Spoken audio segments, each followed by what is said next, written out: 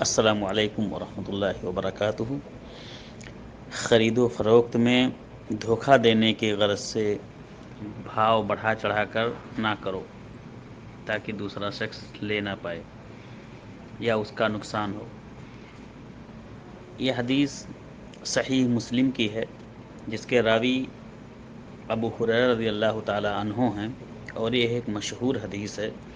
پوری حدیث اس طرح سے ہے کہ ابو ہریرہ رضی اللہ تعالی عنہ کہتے ہیں کہ نبی کریم صلی اللہ علیہ وسلم نے ارشاد فرمایا، لا تحاسدوا، تم آپس میں ایک دوسرے سے حسد نہ کرو، ولا تناجشوا، اور نہ ایک دوسرے کی عیب جوئی کرو، کسی کی نہ ہی کسی کی ٹوہ میں لگو، کسی کی برائی میں لگو۔ ولا تباغضوا، اور نہ آپس میں ایک دوسرے سے بغض رکھو۔ ولا تدابروا، اور نہ ہی ایک دوسرے کی پیٹھ پیچھے برائی بیان کرو۔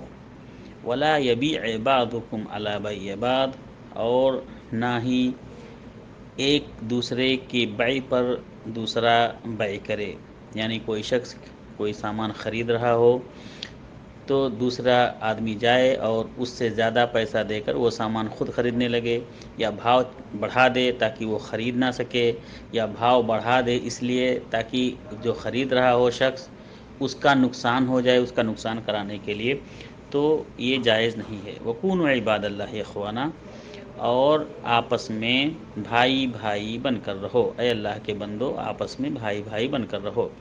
المسلم اخو المسلم، ایک مسلمان دوسرے مسلمان کا بھائی ہے۔ لا یظلمہ، تو اس کو چاہیے کہ اس پر وہ ظلم نہ کرے۔ ولا یخذلہ، اور نہ وہ اس کی تخذیل کرے، نہ وہ اس کو رسوا کرے۔ ولا یحقرہ، اور نہ ہی اس کو حقیر سمجھے۔ التقوی ہاہنا، اللہ کے رسول صلی اللہ علیہ وسلم نے فرمایا تقوی یہاں ہے۔ وَيُشِيرُ إِلَى صَدْرِهِ 3 مرار او 3 مرات، اور نبی کریم صلی اللہ علیہ وسلم نے اشارہ کیا اپنے سینے کی طرف، اپنے دل کی طرف، کہ تقوی ہا ہونا، تقوی ہا ہونا، التقوی ہا ہونا، یعنی تقوی یہاں ہے، تقوی یہاں ہے، تقوی یہاں ہے۔ بحسب امرئ من الشر ان يحقره اخاه المسلم، كل المسلم على المسلم حرام دمه ماله وعرضه، تو کسی مسلمان کے لیے برا ہونے کے لیے یہی کافی ہے کہ وہ اپنے مسلمان بھائی کو حقیر سمجھے۔